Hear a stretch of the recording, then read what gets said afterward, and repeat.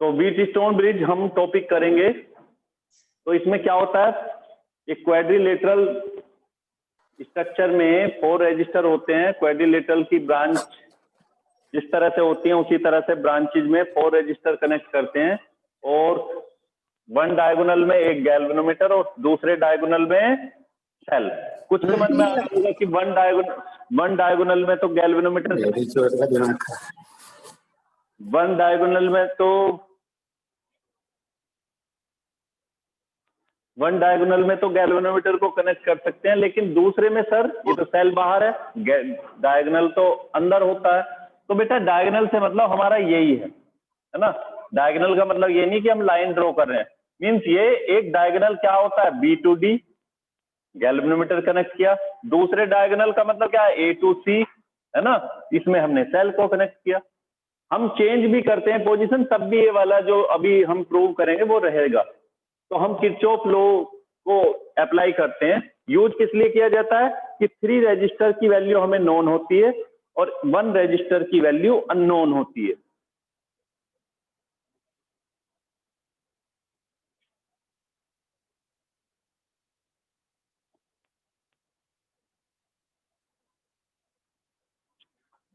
तो किस तरह से, along A B D A.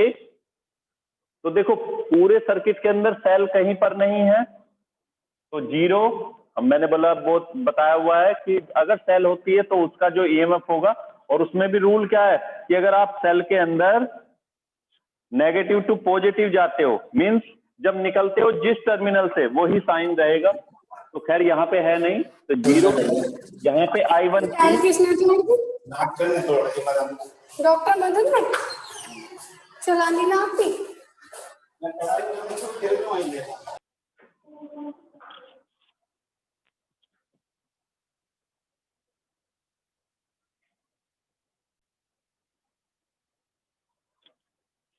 तो ईएमएफ 0 पूरे सर्किट के अंदर। इसमें कौन सा सर्किट है, यहाँ पे close loop, A B D, A में कोई सेल नहीं है तो 0 EMF. Current multiply resistance in the direction of current, we take the positive sign, we take the current with positive sign, so then I1P and the through the B to D galvanometer, but current is 0, so term will be 0. From D to A resistance is R, current I minus I1, but we will move in the opposite direction of the current, so we will take the current with negative sign, so the term I minus I1 R will come here. Again हम क्या करते हैं, इस term को left side में लेके आएंगे और ये हमारा राइट साइड रहता है। तो अलोंग सेफ इक्वेशन फर्स्ट। अब बात करेंगे बी सी डी बी, यहां पर तो करंट मल्टीप्लाई रेजिस्टेंस। अच्छा, फिर पहले वही रूल कि पूरे सर्किट के अंदर, पूरे क्लोज लूप के अंदर क्या कहीं पे कोई सेल है, नहीं है, तो क्या होगा 0 ईएमएफ। उसके बाद Q multiply I1, I1 Q, फिर से अपोजिट डायरेक्शन में मूव करते हैं, तो I minus I1 multiply resistance, और इसको इधर लेके आएंगे और ये इक्वेशन आ जाती है सेकंड। फर्स्ट डिवाइड सेकंड, तो क्या आएगा I1P, I1 से I1 कैंसल, तो क्या आएगा यहाँ पे, यहाँ आ जाएगा P upon Q,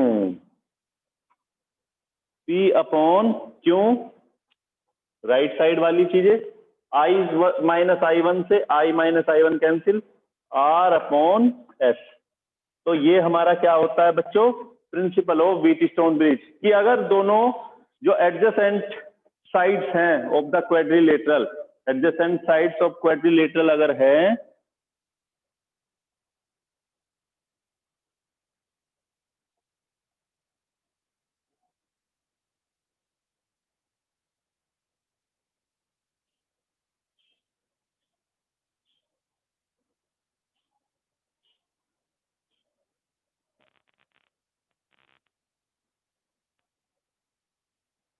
hello, adjacent sides अगर हैं तो उनका रेशो इस तरह से हमारा ये आ जाता है। अब देखो इसमें भी आता है कि व्हीटस्टोन ब्रिज की सेंसिटिविटी को कब इंक्रीज कर सकते हैं? तो इंक्रीज करने के लिए हम बोलते हैं, ये बोला जाता है कि जब चारों के चारों रेजिस्टर्स की वैल्यू सेम होगी तो वो सबसे ज्यादा सेंसिटिव होगा।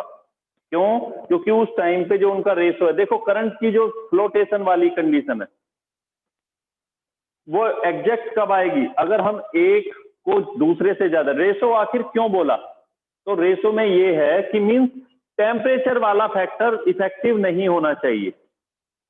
तो ऐसा कैसे हो सकता है? मान के चलते हैं कुछ करंट यहां से चलती है और मैंने बोला ये वाली कंडीशन अगर है, चारों इक्वल है, तो इसका मतलब गैल्वेनोमीटर से करंट फ्लो नहीं होगी।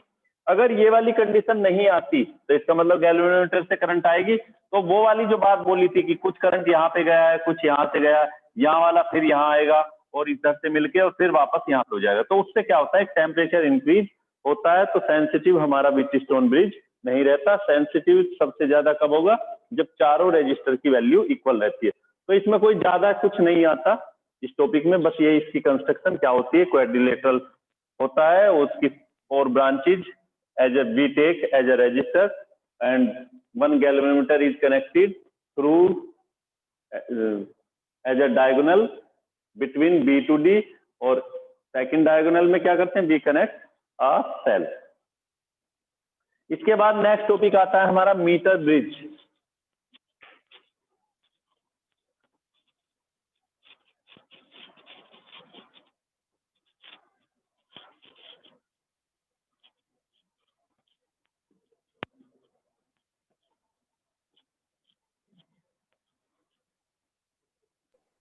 सर